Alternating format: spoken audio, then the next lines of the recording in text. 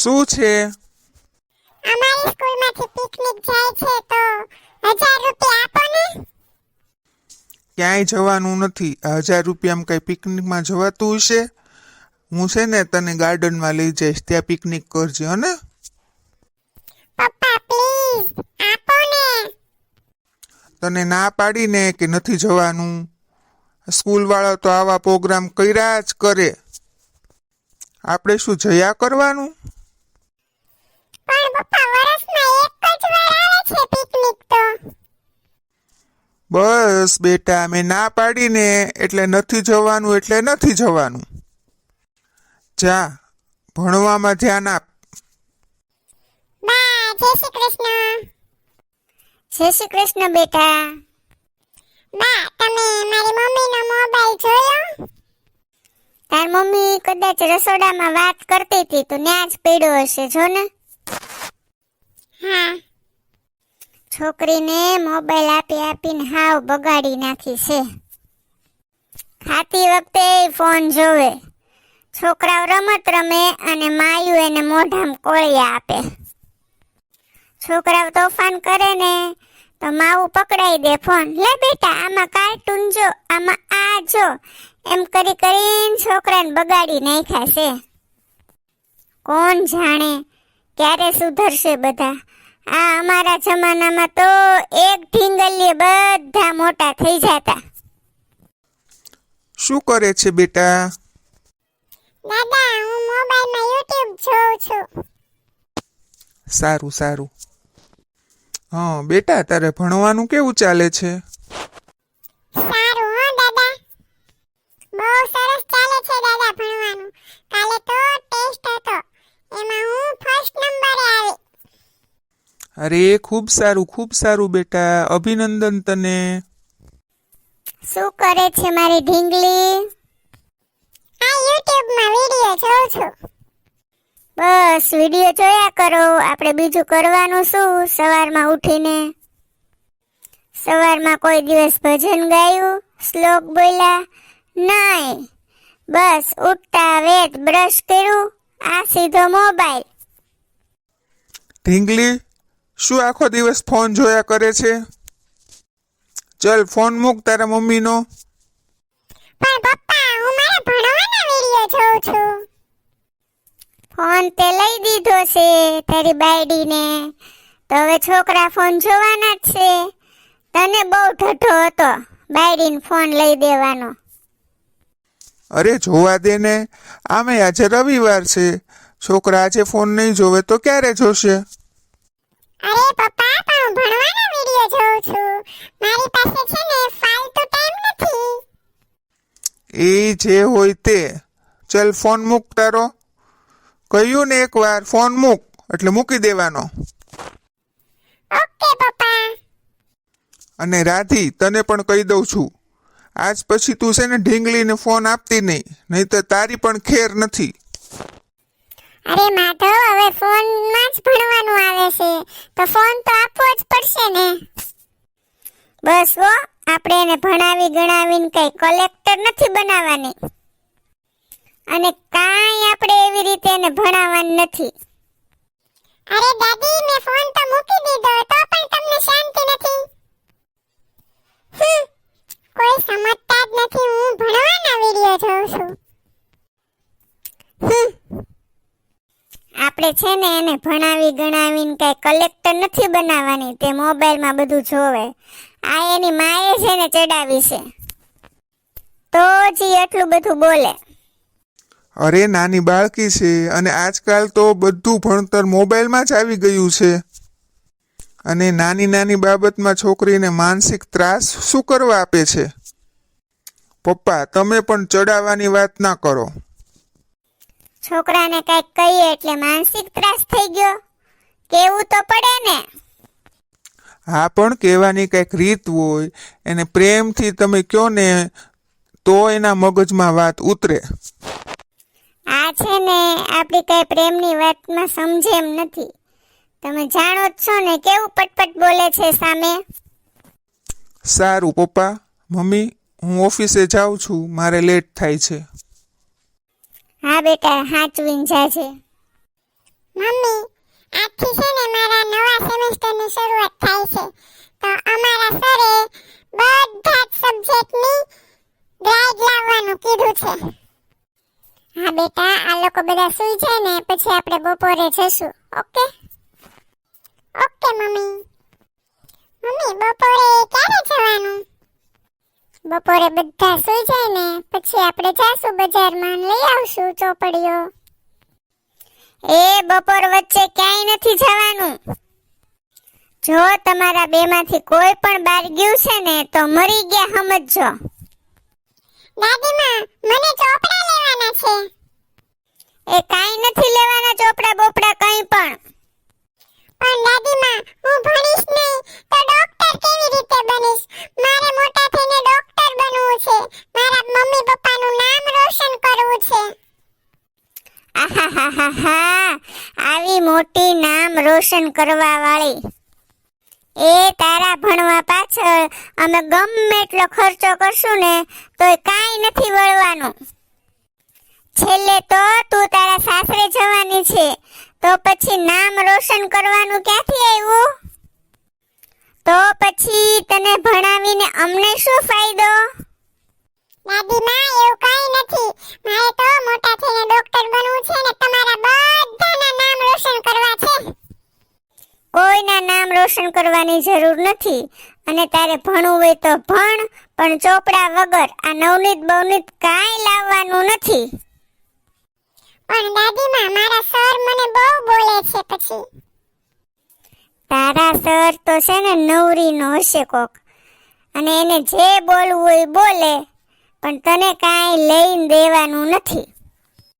તું છે ને બહુ દોડડાઈ નહીં થા. હું જેમ કહું ને એમ જ કરવાનું છે તારે. ના મમ્મી, મારે જવું છે મારા ચોપડા લેવા. હા બેટા, પછી લઈ આવશું હો. પછી નહીં, પછી હું ફેલ થઈ જઈશ. બેટા, તો આમ નિરાશ ન થા. આપણે બંને જઈને ચોપડા લઈ આવશું. ઓકે? Promise mummy? હા બેટા, પ્રોમિસ. આપણે જઈશું. મમ્મી, સાંજે પપ્પા આવે ને એટલે આ બધું કહું છું પપ્પાને. જો તું, કઈ ફાયદો નહીં થાય બેટા. એ પણ આવું જ કહેશે. તો શું મારું ડોક્ટર બનવાનું સપનું રોળાઈ જશે મમ્મી? મારે ડોક્ટર નહીં બનવાનું? તો શું હું ખાલી રસોડામાં કામ કરવા માટે જ જન્મી છું? અરે બેટા, તું આવું ના કહીશ. હું સાંજે વાત કરીશ તારા પપ્પાને. જો માધવ, આપણી ઢીંગલી હવે ચોથા ધોરણમાં આવી ગઈ છે. એનું નવું સેમેસ્ટર બદલાવાનું છે, તો એના સરે એવું કીધું છે કે બધી ગાઈડ્સ લાવવાની છે. ચાલો ને આપણે જઈને લઈ આવીએ. શું વાત કરે છે તું? આ ચોથા ધોરણવાળાને નવનીતની શી જરૂર પડે? આ પ્રાઇવેટ સ્કૂલવાળા છે ને ખોટા ખર્ચા કરાવે છે. હા, એને છે ને સરકારી સ્કૂલમાં બેસાડી દો, એટલે પ્રાઇવેટ સ્કૂલવાળા આવા ખોટા ખર્ચા કરાવે નહીં. એકદમ સાચી વાત છે માધવ તારી. આમે છોકરીની જાત છે તો ભણાવીને શું કરવી? એક વખત ઈ અભણ પણ હશે ને તો પણ એને સારામાં સારો છોકરો મળી જશે. અને આમે આપણા સમાજમાં તો છોકરીઓની બહુ માંગ છે. હા, હું પણ એ જ કહું છું. એને જો ભણવું હશે ને તો એ સરકારી સ્કૂલમાં પણ ભણશે. પ્રાઇવેટ સ્કૂલમાં હવે ખોટા ખર્ચા કરવા નથી. જો રાધી, તારે એને પ્રાઇવેટ સ્કૂલમાં ભણાવવી હોય ને તો તારા ખર્ચે ભણાવજે. અમારી પાસેથી એક પૈસાની પણ આશા ન રાખતી. અરે, હું તો ભૂલી ગઈ. રાધી, તારી પાસે તો ક્યાંથી પૈસા હોવાના? તારા બાપ પાસે તો ફૂટી કોડી નહોતી. અને હા, તારી પાસે જે પણ કાંઈ છે ને એ આ જ ઘરનું છે. એટલે તને પ્રાઇવેટ સ્કૂલમાં ભણાવવાની અને બધું લઈ દેવાનું મન થાય છે. બીજું કાંઈ નહીં. બસ, મને ભણાવો કે ના ભણાવો ચાલશે, પણ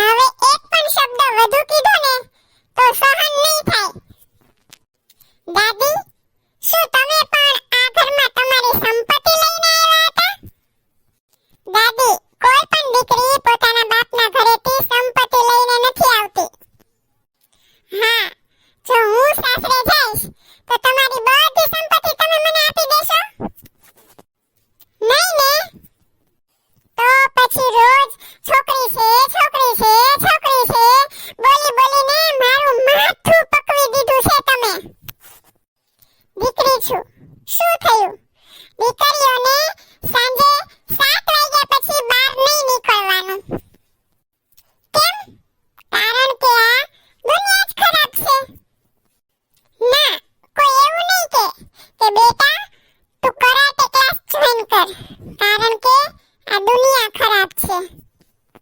દીકરીને આમ ન કરાય, દીકરીને તેમ ન કરાય, દીકરી તો ખાલી રસોડામાં જ શોભે. અને આવું કહેવાવાળા ઘરની બહાર ગટરમાં શોભે. દીકરીને મોબાઈલ ના અપાય, દીકરી બગડી જાય. પણ કોઈ એમ કેમ નથી કહેતું કે દીકરીને મોબાઈલ આપીએ ને તો દીકરી ભણી પણ શકે. દીકરીને લક્ષ્મીનું સ્વરૂપ માનવાવાળા આ દેશમાં, દીકરીને સાપનો ભારો સમજવાવાળા લોકો હજી પણ જીવે છે આ દેશમાં. એની મને નહોતી ખબર. જો સ્ત્રી ના હોત તો આ દુનિયા ઉજ્જડ જ હોત. અત્યારના માણસોના મગજની જેમ જ. વાહ બેટા વાહ, મને તો આજે ખબર પડી. મારા ઘરમાં તો સાક્ષાત લક્ષ્મીજી રહે છે. હું તો મારી દીકરીને ભણાવીને ડૉક્ટર બનાવીશ જ. હું તો ડૉક્ટર બનાવીશ જ. પછી ભલે એક બે જણાને ઘરમાંથી બહાર કાઢી મૂકવા પડે. હું પણ માની ગયો દીકરા, માની ગયો. તે અમારી આંખો ખોલી નાખી અને સાચું સમજાવી દીધું. પપ્પા, હું પણ પ્રતિજ્ઞા લઉં છું, મારી દીકરીને ડૉક્ટર બનાવીને જ રહીશ અને કુટુંબમાં આપણું નામ રોશન કરશે. હા બેટા ઢીંગલી, હવે તું ડૉક્ટર બનીશ અને હું એ જોઉં છું કે તને ડૉક્ટર બનતા કોણ રોકે છે. પછી એ મારી મા પણ કેમ ના હોય. અહીંયા આવતી રે બેટા, આવતી રે. અહીંયા આવતી રે ઢીંગલી, મારી પાસે આવતી રે બેટા. અરે, અત્યાર સુધી હું કોને ખબર કેવા જૂના વિચારોમાં હતી, જૂની વિચારસરણીમાં હતી કે દીકરીએ તો નાનેથી મોટે અને જીવે ત્યાં સુધી રસોડાનું જ કામ સંભાળવાનું હોય. હું ભૂલી ગઈ હતી દીકરો શું, દીકરી પણ જો ભણશે ને તો સમાજમાં પિયરનું અને સાસરીનું નામ રોશન કરશે. અરે, એવા તો મેં કેટલાય દાખલા જોયા કે સ્ત્રીઓ ડૉક્ટર બની, કલેક્ટર બની અને છેક ચંદ્ર સુધી પણ જઈ આવી. પણ એ ન સમજી શકી કે એક દીકરી મારા ઘરમાં પણ છે જે અમારા બધાનું નામ રોશન કરવાની હિંમત ધરાવે છે. ખરેખર તમે બધાએ મળીને મારી આંખ ખોલી નાખી. અરે મારી દીકરી, હું પણ પ્રતિજ્ઞા કરું છું કે ભલે ગમે એટલો ખર્ચો થાય પણ હું તને ડૉક્ટર બનાવીને જ રહીશ. અરે બેટા, ડૉક્ટર તો શું, તારે જે બનવું હશે ને હું તારી સાથે છું.